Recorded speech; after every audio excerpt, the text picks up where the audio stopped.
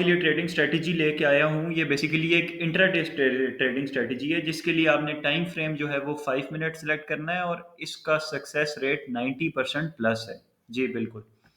अगर अभी आपके पास टाइम नहीं है तो वीडियो को लाइक करके छोड़ दें या वॉच लेटर में डाल दें। जब टाइम हुआ आपने वीडियो कम्प्लीटली ज़रूर देखनी है।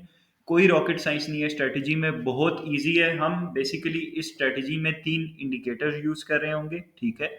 यहाँ पे बहुत से बिगनर जो ट्रेडर्स हैं उनका सवाल है कि भाई फ्री वाले ट्रेडिंग व्यू वाले वर्जन में तो जस्ट 2 इंडिकेटर्स अलाउ होते हैं, तो इसका भी मैं आपको एक हैक बताऊंगा, ठीक है। सबसे पहले आपने क्या करना है कि सबसे पहले आपने जो 3 इंडिकेटर्स यूज करने हैं वो मैं आपको इधर से दिखा देता हूँ। टाइम फ्रेम आपने मेक श्योर करना है कि आपने टाइम फ्रेम 5 मिनट का सिलेक्ट करना है। इंडिकेटर्स पे अगर हम आए तो इसमें हमने 3 टाइप ऑफ इंडिकेटर यूज करने हैं। एक का नाम है पिवट पॉइंट स्टैंडर्ड। सेकंड जो इंडिकेटर हम यूज करेंगे उसका नाम है स्टोकेस्टिक आरएसआई। थर्ड जो हम यूज करेंगे उसका नाम है वी वैप वॉल्यूम वेटेड एवरेज प्राइस। इसमें हमने कुछ सेटिंग में चेंज करना है, वो भी मैं आपको बताऊंगा, तो मेक श्योर करें कि आप अपने पास उसको नोट डाउन कर लें, ठीक है। सबसे पहले हम ओपन करते हैं इसमें वॉल्यूम वेटेड एवरेज प्राइस का एक इंडिकेटर, ठीक है। इधर से इसको हम क्रॉस कर देते हैं। सबसे पहले जो इंडिकेटर ओपन करना है उसका क्या नाम है, वॉल्यूम वेटेड एवरेज प्राइस, ठीक है। इधर से मैंने इंडिकेटर ओपन कर लिया। अब ये जो है वो इस टाइप की कुछ लाइंस आएंगी, दरमियान में ब्लू टाइप लाइन होगी और उसके इर्द गिर्द ग्रीन लाइंस होंगी। ये बेसिकली वी वेब है, ठीक है। अब वी वेब होता क्या है और इसकी फंक्शनैलिटी क्या है, ठीक है, वो मैं आपको बताता हूँ।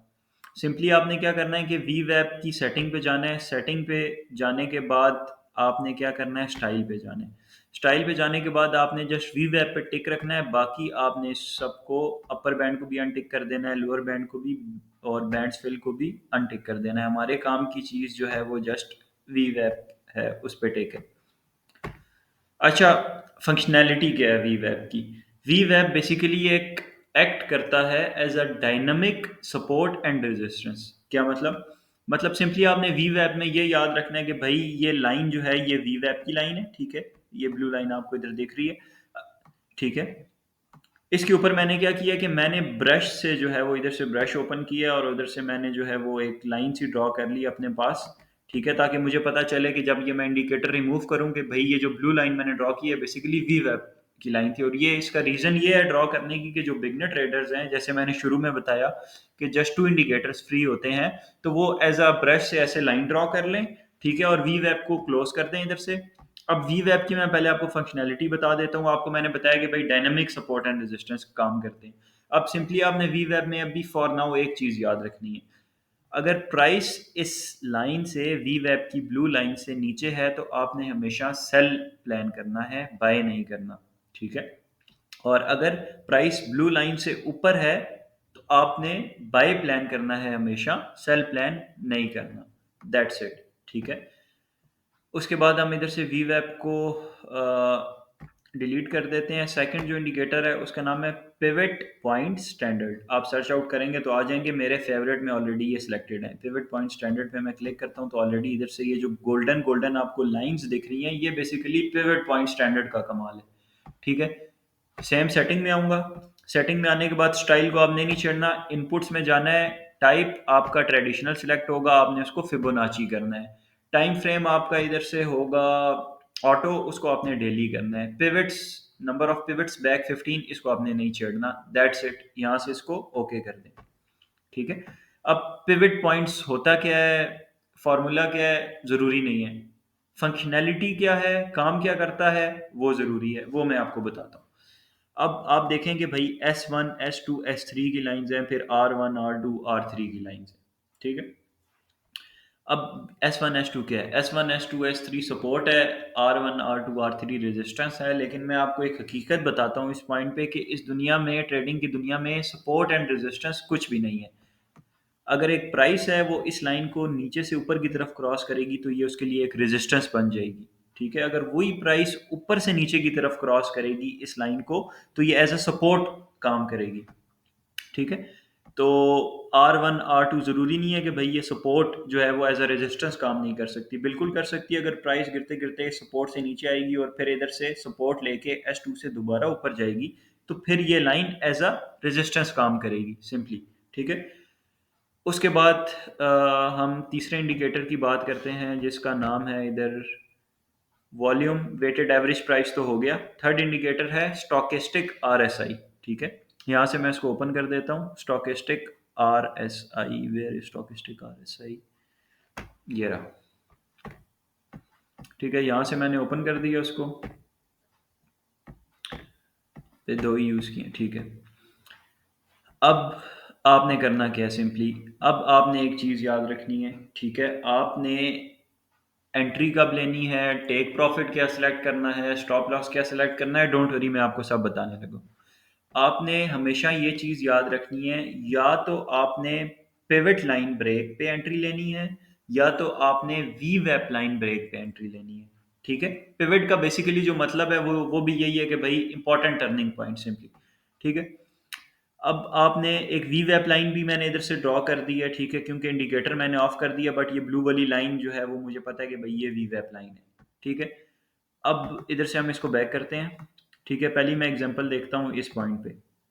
इस पॉइंट पे मैंने आपको पहले क्या बोला, आपने एंट्री हमेशा कब लेनी है, या पिवट लाइन ब्रेक हो रही हो या वी वेप लाइन ब्रेक हो रही हो। और अगर दोनों ब्रेक हो रही हो जिस तरह इस केस में हो रहा है, तो ये तो एक गोल्डन चांस है, मतलब ये तो श्योर शॉर्ट ट्रेड है।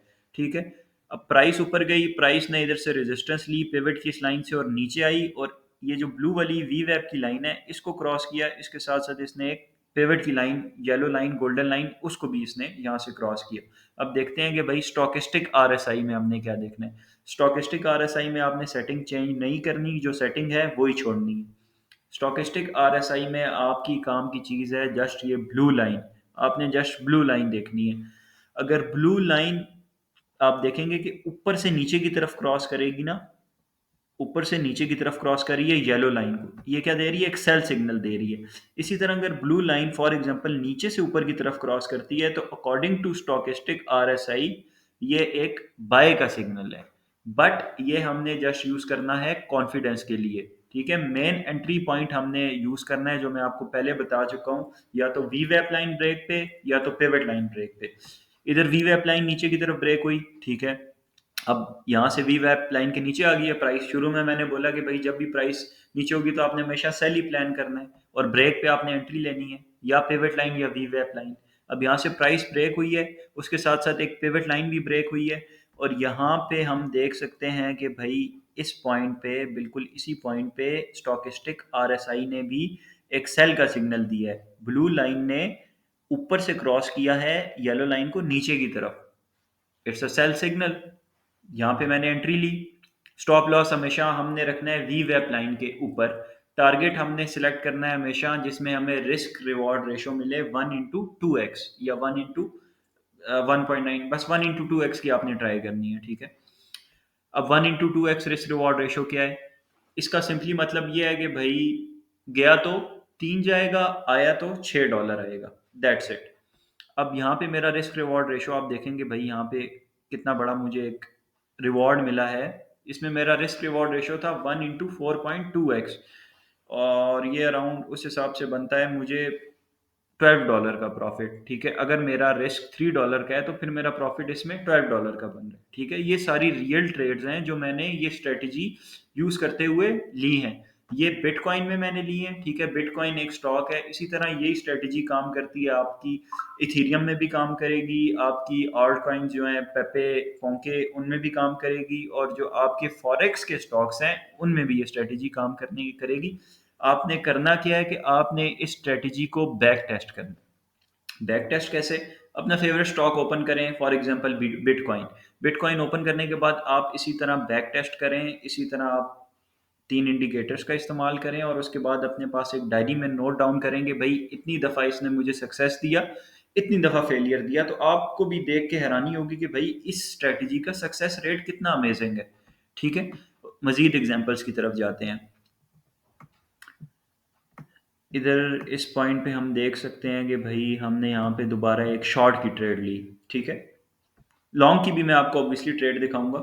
यहाँ पे उसी तरह क्या हुआ कि प्राइस ने यहाँ से रेजिस्टेंस ली, नीचे आई, वी वेप लाइन ब्रेक को ब्रेक कर दी, हमारी एंट्री ट्रिगर हुई। उसके साथ साथ इसने दोबारा से एक पिवट लाइन को भी ब्रेक किया, वी वेप लाइन को तो किया ही किया, पिवट लाइन को, श्योर शॉर्ट ट्रेड।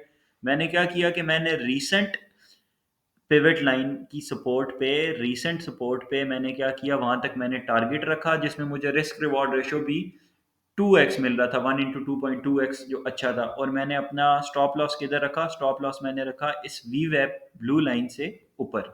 ठीक है, अब देखते हैं कि भाई वी वैप लाइन ने तो सिग्नल दे दिया कि भाई सेल होगा। ठीक है, और क्योंकि वी वैप लाइन भी ब्रेक हुई है, उसके साथ साथ पिवट लाइन भी ब्रेक हुई है। ठीक है, अब देखते हैं कि भाई स्टोकेस्टिक आरएसआई ने क्या हमें कॉन्फिडेंस दिया है। ये जस्ट आपने कॉन्फिडेंस के लिए यूज़ करना है। यहाँ से स्टोकेस्टिक आरएसआई ने भी हमें एक सिग्नल दिया है, ब्लू लाइन ने फिर से ऊपर से नीचे क्रॉस किया किसको, गोल्डन लाइन को। इस पॉइंट पे ये देखें, ये पॉइंट ऐसे आपने देखना है, इस पॉइंट पे बिल्कुल इधर, ये इस पॉइंट पे ब्लू लाइन ने भी नीचे की तरफ क्रॉस किया, तो it's a sell signal. Again मुझे मेरा जो है वो रिवॉर्ड मिल गया, मैंने यहाँ पे एग्जिट कर लिया, मैंने लालच नहीं की। अगर मैं वेट करता तो इस पॉइंट तक भी टारगेट आया था या यहाँ तक भी ले सकता था, बट दैट डजेंट मैटर। क्यों, मेरा कंसर्न यहाँ तक ही था। इस चीज़ में आपने ट्रेडिंग में हमेशा ये चीज़ ज़रूर याद रखनी है कि आपने जो टारगेट है, आपने टारगेट को लेके प्रॉफिट को बुक करके साइड पे हो जाना है, कभी लालच नहीं करनी। ठीक है, मजीद एग्जांपल देखते हैं। ठीक है जी, यहाँ पे एक अगेन शॉर्ट की ट्रेड है। ठीक है, ये ओके, सही है। ये मैं आपको ऑलरेडी बता चुका हूँ, यहाँ पे मैंने एक लॉन्ग की ट्रेड ली है। ठीक है, किस बेसिस पे ली है, फिर सेम वही बेसिस। अब यहाँ पे क्या था कि भाई वी वेप लाइन ने जो है वो यहाँ से क्या किया कि भाई यहाँ से इसने एक ऊपर की तरफ क्रॉस किया। ठीक है, पिवट लाइन को भी इसने ऊपर की तरफ क्रॉस किया, उसके साथ साथ इसने वी वेप लाइन को भी ऊपर की तरफ तरफ जो है वो प्राइस ने क्रॉस किया। ठीक है, अब देखते हैं कि क्या स्टोकेस्टिक आरएसआई ने हमें सिग्नल दिया। तो यहाँ पे हम देख सकते हैं कि भाई स्टोकेस्टिक आरएसआई ने जिस पॉइंट पे, इस पॉइंट पे जब इसने क्रॉस किया था प्राइस ने ऊपर की तरफ, तो यहाँ पे स्टोकेस्टिक आरएसआई ने एक बाय का सिग्नल जनरेट कर दिया था। ठीक है, स्मूथली स्मूथली लाइन ने जो है वो नीचे से ऊपर की तरफ क्रॉस किया। ठीक है, ब्लू लाइन ने क्या किया कि गोल्डन लाइन को नीचे से ऊपर की तरफ क्रॉस किया, यानी इट्स अ बाय सिग्नल। अगर ये ब्लू लाइन ऊपर से नीचे की तरफ क्रॉस करती तो क्या होता, सेल सिग्नल होता। इस पॉइंट पे हमें स्टोकेस्टिक आरएसआई ने भी बाय का सिग्नल दिया। ठीक है, उसके साथ साथ प्राइस ने भी नीचे से ऊपर जो है वो वी वेप लाइन को ब्रेक किया और पिवट लाइन को ब्रेक किया। मैंने सेम एंट्री ले ली ब्रेक पे, स्टॉप लॉस सेलेक्ट किया वी वैप लाइन के नीचे, और अपना रिस्क रिवॉर्ड रेशो रखा 1 into 2x, जो मुझे अचीव हो गया इस पॉइंट पे।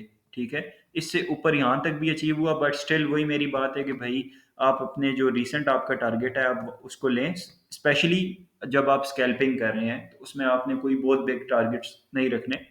ठीक है, और अभी इस टाइम पे एक मैंने लाइव ट्रेड भी ली हुई है by using the same strategy, और हम देख सकते हैं कि भाई अब इसकी बेसिस क्या थी, इसकी भी सेम बेसिस है कि भाई प्राइस ने क्या किया है। यहाँ से मैं इसको रीसेट कर देता हूँ चार्ट व्यू। ठीक है, अच्छा जी, अब मैंने आपको बोला कि भाई या तो आप पिवट लाइन ब्रेक पे एंट्री ले सकते हैं या तो आप वी वैप लाइन ब्रेक पे एंट्री ले सकते हैं। तो यहाँ से वी वैप लाइन क्या थी, प्राइस के नीचे थी।